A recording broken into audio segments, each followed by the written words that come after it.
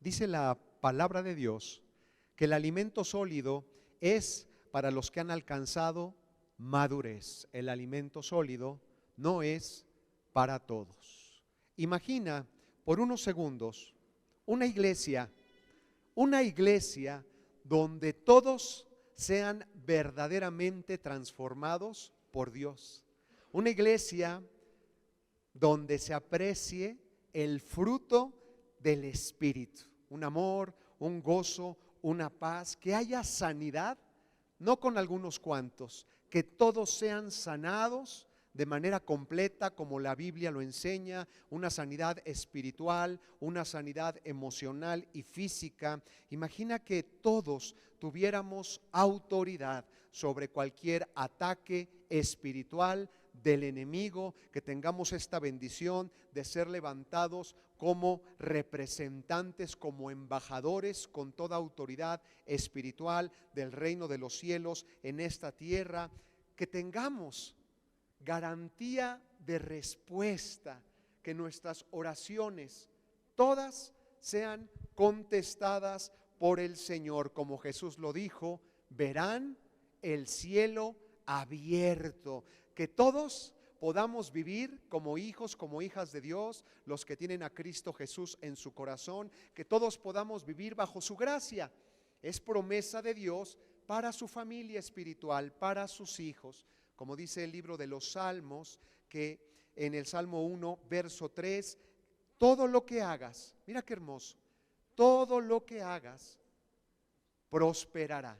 Que todo lo que hagamos prospere. Qué hermosa bendición vivir bajo su gracia, vivir bajo su favor. Es una promesa que Dios tiene pensada para todos sus hijos, sus hijas, jóvenes que me escuchan, también los que nos siguen a través de internet, las redes sociales, que Dios pueda dirigir tu vida a toda verdad, que puedas escuchar la voz de Dios, porque es promesa del Señor. O adultos que muchas veces estamos tomando decisiones, no sabemos cuál es la correcta, que el Espíritu Santo nos guíe a toda verdad.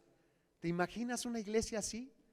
Acompañada del poder sobrenatural de Dios. Y yo le preguntaba al Señor, Padre, ¿cómo llegar a ver de manera clara tu poder en nuestra vida, en nuestras familias, tu poder en la iglesia, y ese poder que pueda ser un poderoso testimonio para esta generación? Y el Señor hablaba a mi corazón y me decía, Jeremías capítulo 6, verso 16, que dice lo siguiente: así dijo Dios, paraos en los caminos y mirad. Hay que pararnos y mirar. Y mira qué hermosa respuesta del Señor. Pregunten por las sendas antiguas cuál es el buen camino y anden por él. Dios habló a mi corazón y me dijo, es tiempo de retomar el enfoque puro y sencillo de los primeros seguidores de Jesús. El enfoque puro y sencillo de la iglesia en sus inicios. Así podrán ver el cielo abierto y el poder de Dios sobrenatural llegando y restaurando todas las cosas, corazones, que haya sanidad, que Dios pueda llegar a quitar todo yugo de esclavitud en nuestras vidas, que podamos apreciar matrimonios que se levantan en victoria de manera ejemplar, que podamos ver en nuestros hijos, nietos, cómo las promesas de Dios pueden alcanzarlos y pueden llegarse a cumplir los más altos propósitos que el Señor ha pensado para sus vidas, que todo mejore, que todo florezca, que su gracia pueda verse en tu trabajo, en tu negocio, con tus compañeros en la escuela, que Dios levante alumnos de 10, una iglesia que está viviendo bajo el poder sobrenatural del único Dios verdadero. Dios conoce tus sueños, que puedas llegarlos a cumplir. Eso se llama poder de Dios, respuesta real de oración, pero hay que retomar el camino puro y sencillo de los primeros seguidores de Jesús. ¿Y cómo lo podemos ejemplificar? A través de un versículo. ¿Cómo era la iglesia en sus inicios? ¿Qué era lo que hacían en sus inicios?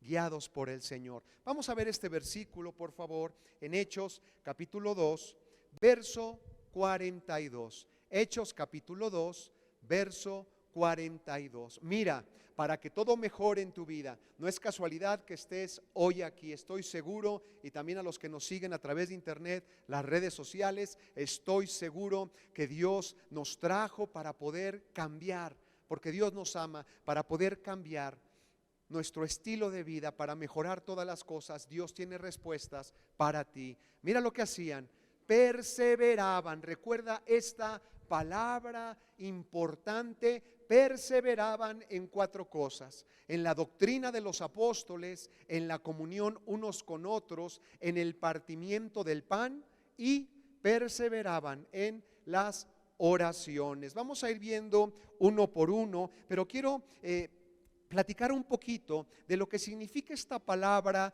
que se tradujo en nuestro idioma, perseveraban. Recuerda que el Nuevo Testamento fue escrito originalmente en griego, en el koiné o griego antiguo. Esta palabrita perseverar es la palabra griega original proskartereo. ¿Qué significa? Mira qué importante. Para que todo mejore, para que todo florezca, para que el poder de Dios, la protección de Dios, cuantos con temores en su corazón, para que el poder de Dios pueda ser derramado en nuestra vida, que Dios pueda levantar nuestras familias de una manera hermosa, hay que perseverar. Esta palabrita significa tomar algo muy en serio. Hay que tomar muy en serio, pero muy en serio, a nuestro Dios. Fíjate qué hermoso. Hay que mantenerse firmes, sin vacilar, poner a Dios en primer lugar. Y me imagino aquellos grandes conquistadores como Alejandro Magno o el Grande. Hay una expresión atribuida a este conquistador, rey de Macedonia: vamos a quemar nuestros barcos. Cuando él quería, con todo su ejército, llega a las costas fenicias, quería conquistarlos, pero se topó con algo que los impactó: un ejército rival grandísimo, muy poderoso. Y lo que hizo este gran líder fue: ¿tú hubieras hecho lo mismo? Vas a conquistar esta ciudad, ves toda la playa llena de soldados, y lo que hizo este gran líder militar, quemó sus embarcaciones. ¿Por qué lo hizo? Para motivar a sus guerreros. No hay vuelta atrás. No venimos aquí a ver qué sale, nosotros venimos para conquistar, y la única manera de poder ver nuevamente a nuestras familias es salir victoriosos en esta guerra. Mira qué interesante, y esto tiene que ver con perseverar. Nosotros no estamos aquí para retroceder, nosotros seguiremos adelante, y podemos caer 7 veces, como dice la palabra de Dios. 7 veces puede caer el justo, pero 7 veces vuelve a levantarse, porque el único Dios verdadero está con nosotros. Mira cuál es la actitud correcta. Hay que perseverar. También esta palabra significa ser diligentes.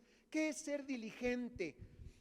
Poner en serio a Dios en nuestro corazón. Diligente es ser rápido para actuar. No podemos bostezar. Queremos tener la presencia de Dios con nosotros. Queremos que el reino de Dios se pueda ver en nuestros hogares, transformando nuestros corazones, arreglando la relación en casa entre matrimonios o con los hijos, etcétera. Necesitamos ser diligentes, perseverar.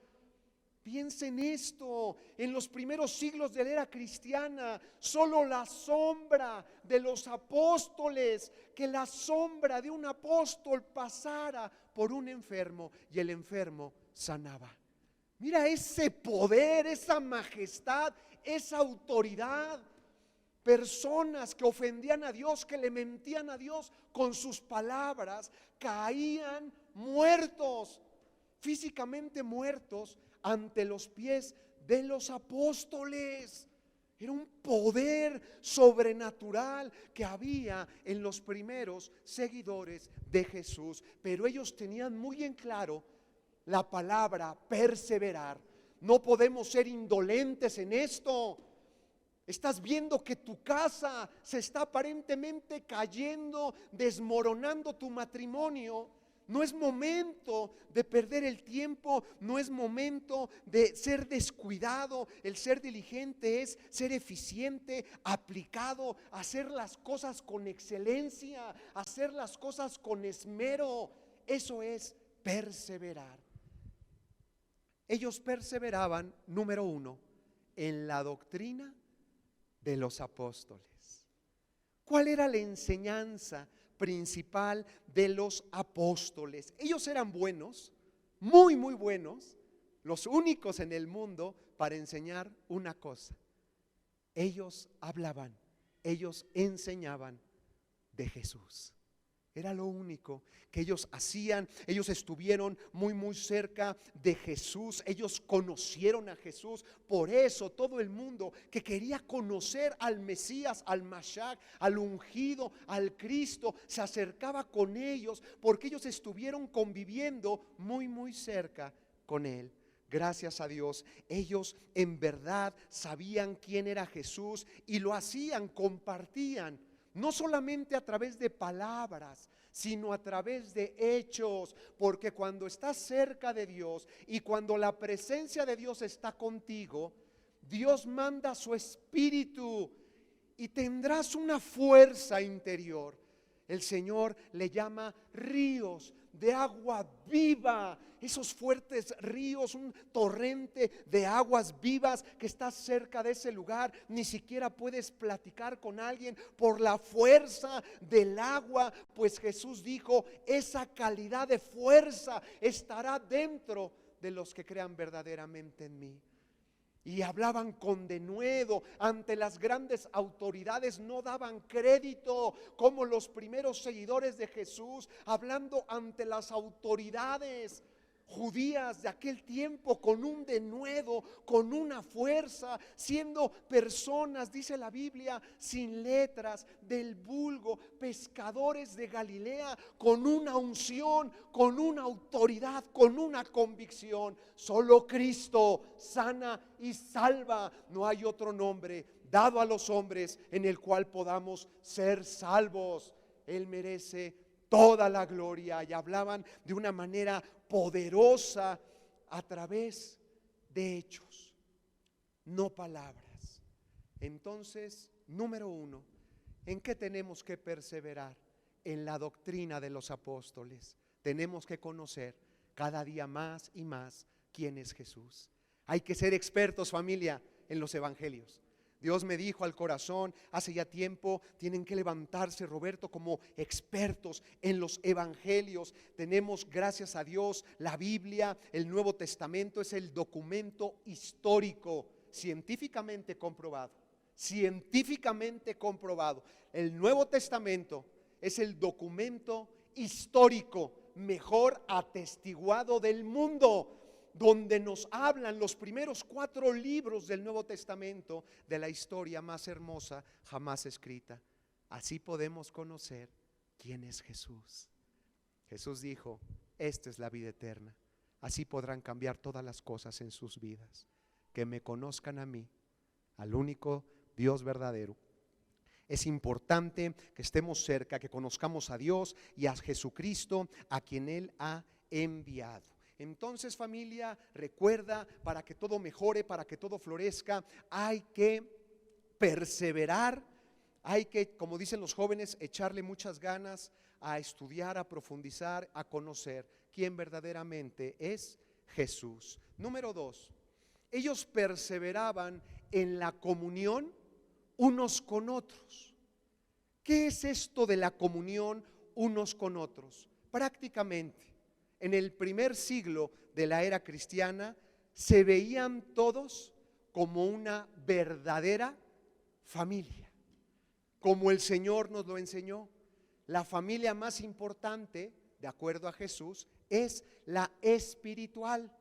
Todos estaban fuertemente unidos por el parentesco, porque todos los que creyeron en Jesús y se arrepintieron de corazón de todo lo malo y decidieron cambiar con la ayuda de Dios, Dios les concede el privilegio de ser hechos familia de Dios, el privilegio de ser verdaderamente sus hijos. Me pones Hechos 2, verso 44. Hechos 2, verso 44.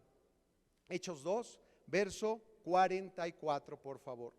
Y vemos cuál era la cualidad que tenían en la iglesia del Señor. Todos los que habían creído estaban juntos. Habían escuchado a Pedro lleno del Espíritu Santo compartiendo la verdad de Dios, compartiendo de Jesucristo, porque solamente existe un camino para poder llegar al Padre, y ese camino bíblicamente es Jesucristo. Él entregó su vida para que nosotros pudiéramos obtener el perdón de los pecados, la herencia de la vida eterna. Escucharon a Pedro lleno del Espíritu Santo, dice la Biblia, 3,000 hombres doblaron sus rodillas ese día, reconociendo a Jesús. Fueron bautizados 3,000 personas. Todos ellos, como vemos en este versículo, todos los que habían creído estaban todos juntos, estaban juntos, tenían en común todas las cosas. Mira cómo se veían, cómo se ayudaban, se veían como una familia. ¿Por qué nosotros hacemos distinción entre personas en la iglesia? Si todos fuimos comprados por precio, si todos somos de su propiedad. Pero mira la visión de los primeros seguidores de Jesús. Veían la iglesia como una familia. Si uno se duele, nos dolemos todos con él, porque somos todos un cuerpo en Cristo. Por eso había poder de Dios en medio de ellos, por el amor que tenían los unos a los otros. Ellos pasaban tiempo de calidad juntos, no perdían oportunidad de asistir a las reuniones. Qué hermoso, hay reunión de oración, ahí vamos a estar. Nos juntamos el domingo, ahí vamos a estar. Hay reunión de matrimonios, gracias a Dios, ahí estaremos. Eso es lo que realmente es importante para nuestras vidas. La familia, mira el pasar tiempo como lo hacían ellos, cómo veían la iglesia del Señor, se conocían, pasaban tiempo de calidad. Muchas veces pasamos tiempo incluso en nuestras familias y pasamos tanto tiempo con ellos, pero con una comunicación tan superficial, metidos en distractores como puede ser la televisión.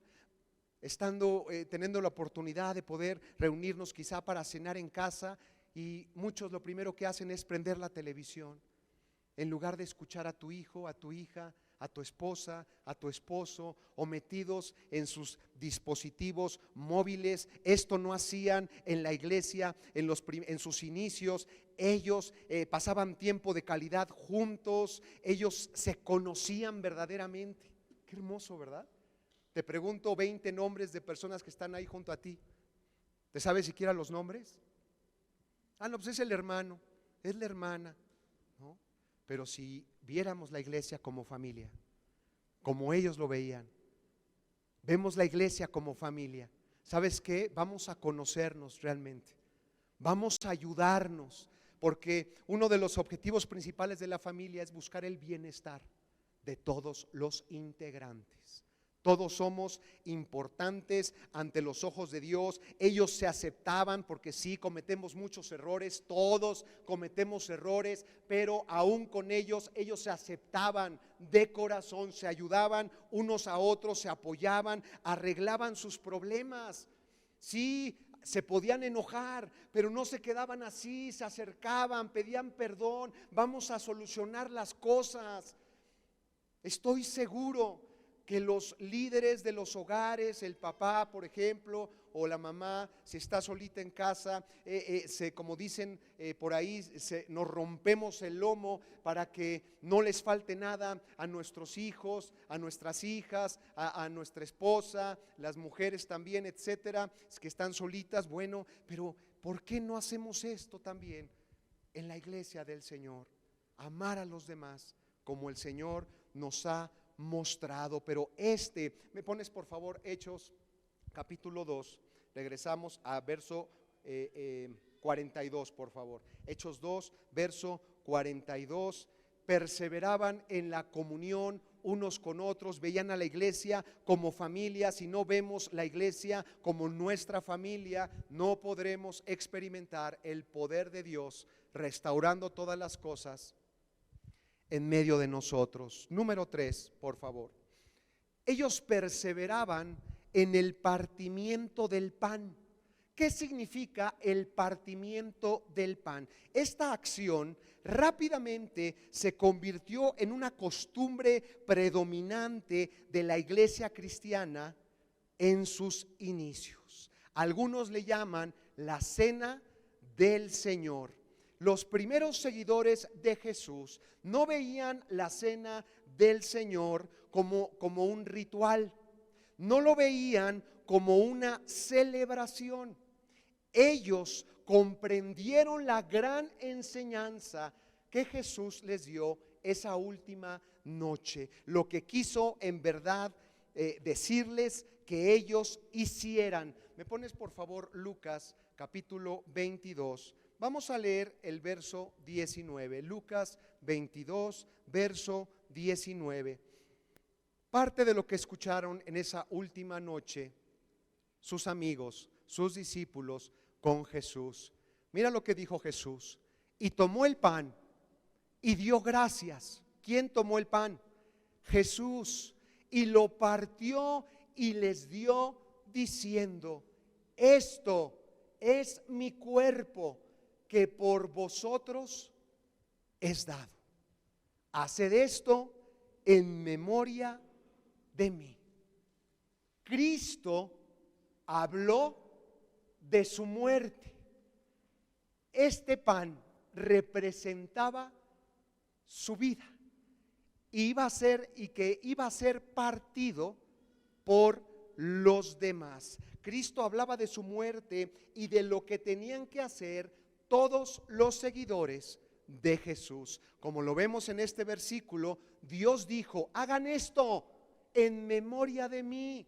Y no lo debemos de hacer una vez al mes o una vez a la semana, sino hacerlo constantemente. En ningún lugar en la Biblia vemos el partimiento del pan como una celebración, pero sí lo vemos, más que una celebración, lo vemos como una ordenanza. Es una ordenanza del Señor.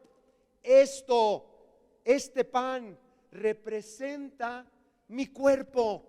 Él sabía lo que venía a su vida. Imagínate estas palabras, cómo impactaron a los discípulos del Señor. Este pan, Pedro, este pan, Juan, y a todos los demás, representa mi cuerpo que será partido. Mira, lo partió, lo dio. Esto es mi cuerpo que por vosotros es dado. Hagan esto en memoria de mí. Hagan esto, lo mismo que yo estoy haciendo por ustedes. ¿Cuál es la enseñanza atrás del partimiento del pan? El dar nuestra vida por todos los demás, igual que lo hizo Jesús. Debemos de entregar nuestra vida por todos y tenemos que ser muy creativos con esto. ¿Cómo podemos ver a los demás y amar a los demás y pensar en ayudar en las necesidades de los demás? Así como Cristo amó a la iglesia. Hagan esto, entreguen su vida, sigan el ejemplo de Jesús. Entreguen su vida como yo lo estoy haciendo por ustedes. Entreguen su vida por los demás. Hagan esto en memoria de mí. Y yo le decía al Señor: Padre, ¿cómo tenemos que entender el partimiento del pan? El Señor me llevaba a Mateo capítulo 5. Vamos a leer rápidamente el verso 44. Mateo 5, verso 44. El amor que Dios quiere que tengamos en medio de nosotros. Mira lo que dice: amen a vuestros enemigos. Eso se tiene que ver en la iglesia. Esa es la enseñanza hermosa atrás del partimiento del pan. Así lo comprendieron los primeros seguidores de Jesús. Así lo puedes ver en los primeros capítulos de Hechos de los Apóstoles. Ellos partían el pan en sus casas. Y vamos a ver cómo lo hacían los primeros seguidores de Jesús, donde el poder de Dios fluía de manera sobrenatural. ¿Qué es lo que tenemos que hacer? Comprender la enseñanza. Jesús dijo: hagan esto en memoria de mí, entreguen su vida por amor a los demás, como yo lo estoy haciendo. Él es nuestro ejemplo para que sigamos sus pisadas. Pero ¿a qué nivel, Señor, debemos de comprender el partimiento del pan? Amen. ¿A quién? A vuestros enemigos. Bendigan a los que os maldicen. Mira qué fuertes estas palabras de Jesús, porque se nos hace muy fácil amar a los que nos aman, platicar muy bonito con nuestros amigos, pero ¿qué pasa con las personas que en teoría creemos que no les caemos bien o que en teoría creemos que son enemigos? Dios dice: deben de marcar una diferencia. Deben de amar a sus enemigos, bendigan a los que los maldiguen, de los que los maldicen, hagan el bien a los que os aborrecen, oren por los que os ultrajan, por los que los lastiman, por los que en teoría los aborrecen. Verso 46, por favor. Mira las palabras de Jesús: si amas a los que os aman, ¿qué recompensa tendrás? Llevas meses, años enojado, enojada con un ser querido, con un familiar, con un pariente. A lo mejor sí te lastimó, te hirió, pero ¿cuál es la idea? ¿Cuál es la actitud correcta que tenemos que comprender que Jesús nos enseña con ese partimiento del pan? Tenemos que marcar nosotros una diferencia. Si amáis a los que os aman, ¿qué recompensa tendrás? ¿No hacen también esto mismo los que no conocen a Dios? Los publicanos, los pecadores. Tristemente hay veces que vemos más amor en ellos que dentro de la iglesia del Señor. Esto no debe de ser así. Tenemos que demostrar un amor sobrenatural, un amor puro, sencillo, incondicional en medio de nosotros. Quiero hacerte una pregunta. ¿Quién es el apóstol que escribió más sobre la última noche de Jesús con sus amigos? ¿Quién de los 4 evangelios, quién de los 4 evangelistas habló más de la última noche que pasó Jesús con sus amigos? Fue el apóstol Juan. Casi una tercera parte de su evangelio lo utiliza para hablarnos de lo que dijo Jesús, de lo que hizo Jesús en esa última noche con sus amigos. Interesante que Juan no habló de la institución de la cena del Señor, siendo el que más habló sobre lo que pasó en esa última noche. ¿Por qué vemos en el libro de Hechos de los Apóstoles? No vemos tampoco una institución de la cena. Lo que vemos en el libro de Hechos de los Apóstoles es que ellos partían el pan en sus casas, recordando al Señor, haciendo lo mismo que el Señor, entregando su vida, porque Jesús dijo: esto representa mi cuerpo, seré entregado por ustedes. Hagan esto en sus casas, hagan esto con su esposa, hagan esto con su esposo, con sus hijos, nietos, hagan esto en memoria de mí. Mira cómo lo hacían los primeros seguidores de Jesús, que tenían la bendición de ver el poder de Dios sobrenatural en sus vidas.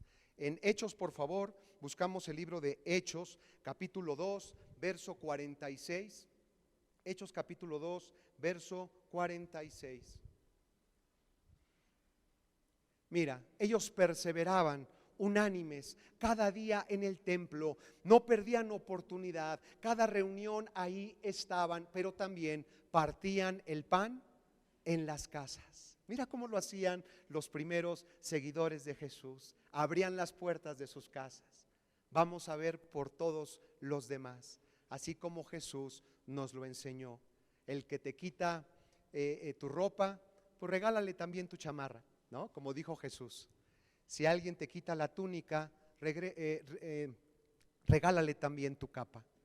Y si alguien te pide llevar su carga una milla, porque en aquel tiempo Judea estaba bajo la ocupación militar romana, era una obligación. Si veían a un soldado romano, cualquier judío tenía la obligación de cargar con todo lo que traían los soldados por una milla.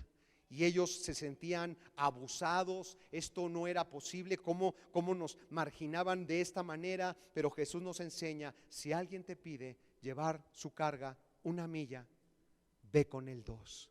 Si alguien te pega en tu mejilla, vuélvele también la otra. Fíjate qué amor nos enseña el Señor. Los primeros seguidores de Jesús partían el pan en sus casas. No era una reunión común para ellos, era el cumplimiento de la petición que el Señor había hecho en esa última noche. Había un amor puro y sincero, sin condiciones. Realmente amaban a los demás, procuraban a los demás, ayudaban a todos los demás. Un mismo corazón. Mira, partían el pan en las casas, comían juntos con alegría y sencillez de corazón. Me pones el verso anterior, Hechos 2, verso 45. Mira a qué nivel estaba presente el partimiento del pan en sus corazones. A qué nivel veían la iglesia como familia. Vendían sus propiedades, porque algunos están peleándose con Dios para dar su diezmo. No, es que eso no enseña el Nuevo Testamento. Por supuesto que lo enseña, pero Dios enseña que ellos daban todo lo que tenían. Fíjate el amor que había en medio de los seguidores de Jesús. Vendían sus propiedades y sus bienes, los repartían a todos según la necesidad de cada uno. La iglesia en el primer siglo de la era cristiana, marcando una diferencia. Por eso se apreciaba el poder de Dios. ¿Por qué? Porque había un verdadero amor en cada uno de ellos. Ellos comprendieron el partimiento del pan, lo que Jesús quiso decir: hagan esto ustedes en sus casas, en la iglesia, recordándome todo el tiempo lo que iba a ser el Señor por nosotros en esa cruz. La importancia, la enseñanza hermosa atrás del partimiento del pan. Y por eso vemos que en el libro de Hechos de los Apóstoles lo hacían de esa manera, viendo siempre primero por los demás. Y también en Primera de Corintios, por favor, Primera de Corintios, vamos a ver el capítulo 11 rápidamente. Primera de Corintios 11, vamos a leer el verso 20. Mira el problema que había en la iglesia en Corinto. Ellos querían recordar el partimiento del pan, como lo hacían los primeros seguidores de Jesús. Pero esta iglesia malinterpretó las cosas. Mira lo que hacían: cuando pues os reunís vosotros, esto no es comer la cena del Señor. Verso siguiente. ¿Qué era lo que hacían la iglesia en Corinto? Porque al comer, cada uno se adelanta a tomar su propia cena. Fíjate, se juntaban para tener este tiempo, el ágape, le llamaban unas reuniones donde se debe de apreciar el amor de Dios. Ellos se juntaban, pero cada quien se adelantaba a comer, tenían relaciones de pláticas superficiales. No había un amor sincero y puro, un amor para los demás. No veían por las necesidades de los demás, y llegaban a tal grado que algunos, tratando de participar del partimiento del pan como lo enseñó Jesús, se embriagaban, se alcoholizaban, y esto no es lo que el Señor enseñó. Me pones por favor Primera de Corintios capítulo 11, verso 33. Mira lo que dice el apóstol Pablo: hermanos míos, cuando os reunís a comer, en este tiempo en el cual deben de tener muy presente lo que Jesús hizo en la cruz por ustedes, esperaos unos a otros. Debe de haber una actitud diferente para que realmente podamos reconocer lo que Cristo hizo en la cruz por su iglesia, por nosotros. ¿Me pones 1 Corintios 11, por favor, verso 26? 1 Corintios 11, verso 26. Mira lo que dijo Jesús. Así pues, todas las veces que comiereis este pan y bebiereis esta copa, mira, la muerte del Señor anunciáis hasta que Él venga. Si se proclama algo cuando compartimos el pan como Jesús lo enseñó y como lo interpretó la iglesia en sus inicios. Más que comer un pedacito de galleta o más que tomar una copita de jugo, es comprender la enseñanza principal que Jesús nos enseña. Así nos dijo. No vemos en la Biblia que Dios instituye una celebración, pero sí dijo una ordenanza. Y tenemos que hacerlo como recordatorio, es un memorial que debe de estar presente siempre en nuestros corazones, en nuestras vidas. Tenemos que hacer lo mismo que hizo Jesús. Tenemos que entregar nuestra vida por los demás, llenos de amor por los demás. ¿Qué es lo que se proclama cuando hacemos las cosas correctamente? La muerte del Señor proclamamos hasta que Él venga. El partimiento del pan nos habla de muerte y nos habla de sacrificio. Comprender lo que hizo Cristo en la cruz por nosotros y también comprender que tenemos que hacer lo mismo. ¿Me pones por favor Romanos capítulo 6, verso 6? Romanos capítulo 6, verso 6. Mira este versículo. Jesús no murió solo en la cruz. Había dos malhechores a su lado derecho, izquierdo, pero también morían en esa cruz todos de manera simbólica, todos sus seguidores. Sabiendo esto, todos nosotros, que nuestro viejo hombre, nuestra vieja naturaleza fue crucificada juntamente con Él, nosotros tenemos que decidir morir en esa cruz. ¿A qué tenemos que morir? A todo lo malo en nuestras vidas. Ya no estás primero tú, ahora deben de estar primero los demás. Que se aprecie el amor puro, el amor sin mancha, sin condiciones que había en los primeros seguidores de Jesús. Ellos perseveraban en la doctrina de los apóstoles, conocían cada día más y más quién es Jesucristo. Había un poder sobrenatural en ellos manifestándose de manera clara. Ellos perseveraban en la comunión unos con otros, veían a la iglesia como su familia. Se importaban realmente por los demás, por los que están en necesidad. Se conocían, buscaban ayudarse unos a otros. Y también perseveraban en el partimiento del pan, abrían sus casas. Pásale, ¿qué necesitas? Verdaderamente quiero conocerte, quiero ayudarte, quiero orar por ti. Había una pureza en ese amor, una sinceridad en ese amor. Recordando todo el tiempo, porque Jesús dijo: hagan esto en memoria de mí. Todo el tiempo recordando la muerte del Señor. Y que nosotros por amor tenemos que hacer lo mismo para que el cuerpo del pecado sea destruido. Nuestra vida ya no debe de ser igual. Tenemos que tener un verdadero amor sincero por los demás. Quiero platicarte rápidamente de la primer gran apostasía que sufrió nuestro Señor Jesús. ¿Me pones por favor Juan capítulo 6? Juan capítulo 6. Vamos a leer el verso, Juan capítulo 6, verso 66, por favor. Juan 6, verso 66. Mira, el Espíritu Santo registra en las páginas de la Biblia la primer apostasía. Mucha gente se apartó de Jesús, la sufrió Jesús. ¿Qué fue lo que pasó? Mira, desde entonces muchos de sus discípulos volvieron atrás, ya no andaban con él. Verso siguiente, por favor. Y mira qué grado llegó esta enseñanza de Jesús, al grado que inclusive le tuvo que decir a sus 12 amigos: ¿queréis acaso iros también ustedes? ¿Qué fue lo que escucharon? ¿Por qué hubo esta apostasía? ¿Por qué muchos de sus discípulos empezaron a claudicar, empezaron a irse? Voy a platicarles rápidamente qué fue lo que escucharon, que fue una palabra dura para sus corazones.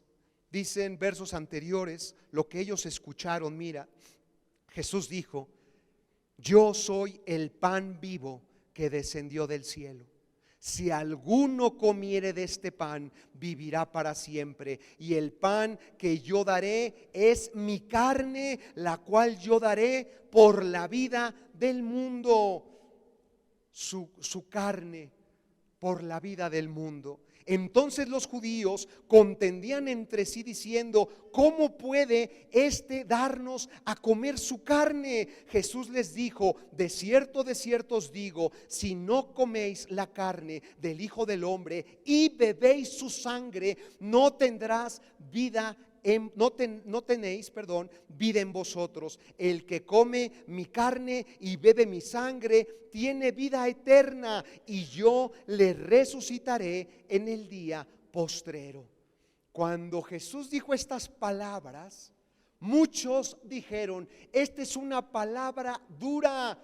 ¿Cómo vamos a comer su carne y su sangre? Hay algunas personas que creen que el cuerpo y la sangre de Jesús verdaderamente son transformados en un pedacito de pan y en vino o en jugo, mientras que sabemos que bíblicamente es un recordatorio que tenemos que tener presente siempre en el corazón. ¿Qué tenemos que hacer? ¿Cómo tenemos que manejarlo?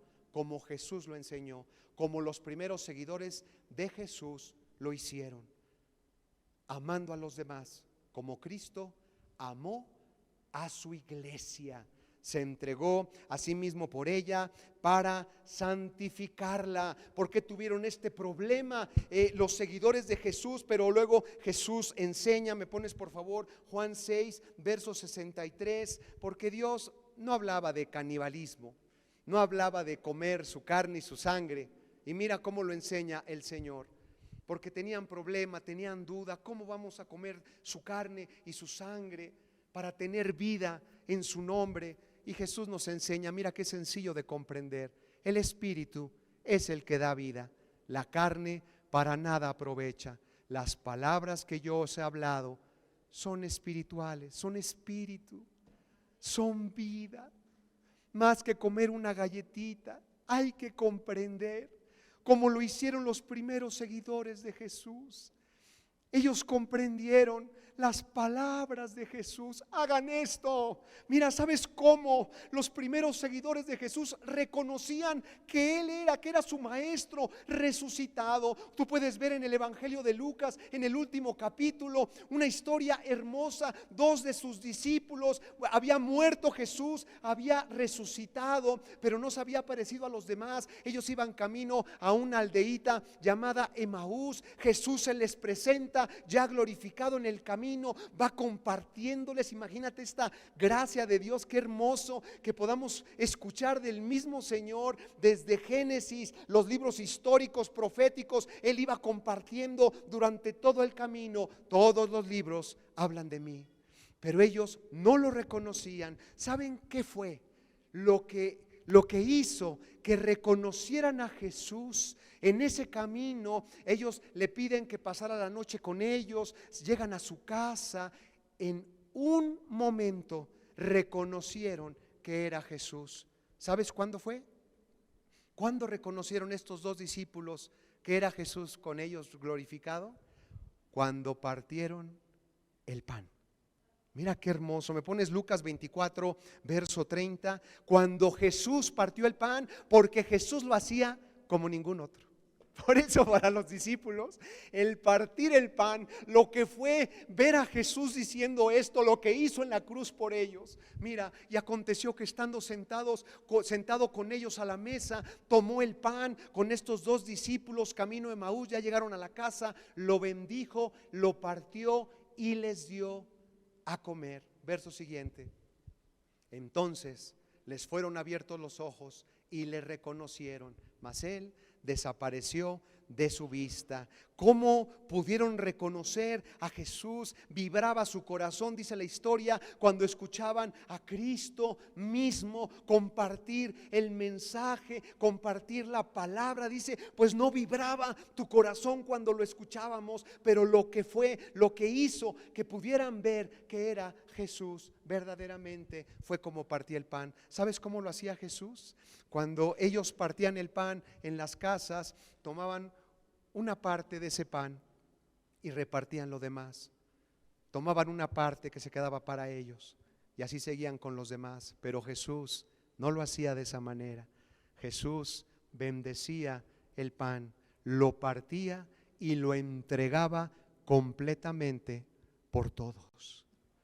Fíjate qué hermoso, para que comprendamos más. Y yo sé que tenemos muy poquito tiempo y le pido al Señor que estemos en oración, que estemos en ayuno. Te invito a que leas los evangelios con la guía del Señor, que leas y estudies, profundices en los primeros 5 capítulos de Hechos de los Apóstoles, que comprendas también cuál era la problemática en la iglesia en Corinto, cómo es que ellos manejaban el partimiento del pan, lo que representaba para ellos. Ellos comprendieron que tenían que hacer esto todo el tiempo, recordando al Señor, en memoria del Señor, el partir el pan, el ver primero por los demás, el entregar su vida sin reservas por amor a los demás. Y por último, regresamos a Hechos capítulo 2, verso 42. Recuerda, el poder de Dios quiere estar presente en tu vida. Hay que perseverar en la doctrina de los apóstoles. Hay que ver la iglesia como Dios la ve. Somos una familia, no puede haber murmuración, no puede haber críticas. Tenemos que amarnos como Cristo amó a la iglesia, apoyar unos a otros. Hay que ver la iglesia como Dios la ve, para que el poder de Dios pueda ser derramado en este lugar, en medio de nosotros, en el partimiento del pan, que nos habla del amor incondicional de Cristo. Así realmente proclamamos su muerte,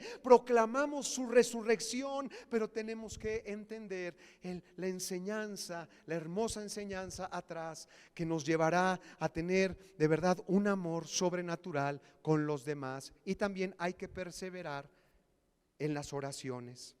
¿Sabes lo que significa orar? ¿Sabes lo que significa bíblicamente orar? Mira lo que dice el vocablo griego original, prosephi, que se tradujo como oraciones al final de este versículo, significa intercambiar ideas. Orar no es nada más hablar sin recibir respuesta. Eso no es orar. Orar es platicar con Dios, guardar silencio, aprender a escuchar su voz de amor y aprender a escuchar lo que el Espíritu Santo quiere decirnos. Cuando hay ese intercambio de ideas, cuando existe ese compañerismo, esa intimidad, esa amistad tan profunda, donde podemos escuchar la voz de Dios a través de su palabra, donde hay ese intercambio, ahí hay oración. ¿Cuántas veces en verdad has orado platicando con Dios? Mira qué interesante. Y es lo mismo que el nombre hebreo Yisrael, que dijo el Señor: no se llamará más tu nombre Jacob, sino Yisrael, que significa el que lucha con Dios, el que está cerca de Dios. Y los judíos dicen que este nombre habla sobre una relación dinámica, sobre una relación viva, en el cual realmente conoces a Dios, en el cual realmente puedes aprender a escuchar su voz de amor. Eso se llama oración, pero para eso Dios demanda una entrega total. Me buscarás y me hallarás, porque me buscarás. Puede pasar el grupo de alabanza, por favor, con todo el corazón. Que el Espíritu Santo siempre nos guíe a toda verdad, que sea el Señor el que nos muestre lo más importante, lo que desata el poder de Dios. Cuánto lo necesitamos, cuánto necesitamos un toque de sanidad, que las familias puedan ser restauradas, que se aprecie el poder de Dios en nosotros. Pero necesitamos comprender la forma sencilla y pura de los primeros seguidores de Jesús, cómo era la iglesia en sus inicios. Hay que perseverar. Si tú quieres tomar esta decisión con el Señor, de perseverar, de trabajar, de hacer las cosas con excelencia, dice el Señor: me buscarás y me hallarás, porque me buscarás de todo tu corazón. Perseverar en la doctrina de los apóstoles. Conoce más quién es Jesús, que Jesús pueda llenarte de su amor. No podemos dar algo que no tenemos, necesitamos estar cerca. Para eso hay que perseverar en la oración, para que podamos llenarnos de su espíritu, para que pueda aflorar el amor de Dios en medio de nosotros. Ver la iglesia como nuestra familia. No podemos seguir peleando unos con otros. Comprender la enseñanza tan hermosa del partimiento del pan. Hay que hacer esto, familia, todo el tiempo en memoria de Jesús. Entregar nuestra vida por amor a los demás. Padre, que toda tu iglesia comprendamos tan hermosos principios tuyos. Queremos, Padre, un derramamiento especial de tu Espíritu en este lugar. Hoy te decimos perdón, Señor. Perdón, Padre, por toda mi maldad. Los brazos de Dios están abiertos hoy de par en par para ti. Dios te ama. Dios conoce cada una de tus lágrimas. Dios quiere cambiar el rumbo de tu historia. Dios quiere darte un propósito hermoso, eterno, superior, que vas a cumplir en esta vida. Dios te va a dar un lugar en el cielo. Te va a conceder el privilegio de ser hecho un hijo suyo, una verdadera hija de Dios. ¿Qué es lo que tienes que hacer? Creer en Jesús, en lo que hizo en la cruz por ti, por mí. Entregó su vida en rescate por todos nosotros. Tenemos que decidir hacer lo mismo. Si tú quieres hoy entregarle tu vida a Jesús, repite conmigo esta oración. Estoy seguro que los ojos de Dios están puestos hoy en ti. Y le decimos a Dios: Dios mío, perdona mi maldad, perdona mi pecado, perdona mis faltas, perdona cómo me he comportado en casa con mi esposa, mi esposo, mis hijos, cómo he sido en la escuela, cómo he sido en mi trabajo. Señor, perdóname. Ya no quiero seguir así, Señor. Te reconozco hoy. Reconozco a Jesús como mi Señor y como mi Salvador. El castigo que yo merecía por mi maldad, decidió llevarlo Él en la cruz por mí. Eso es lo que hizo Dios por nosotros.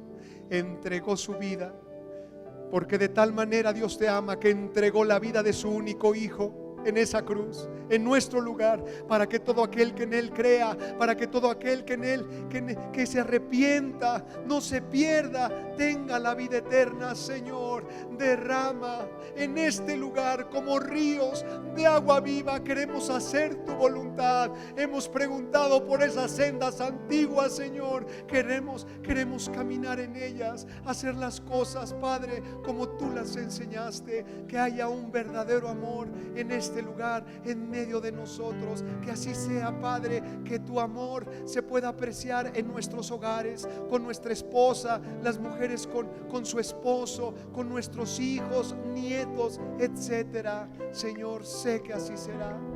Te reconocemos como nuestro Señor Jesús y como nuestro Salvador. Derrama, Padre, de tu santo aceite en este lugar. Vamos a despedirnos cantándole al Señor, pero vamos a cantarle con todo nuestro corazón. Espíritu Santo, muévete con libertad en medio de nosotros.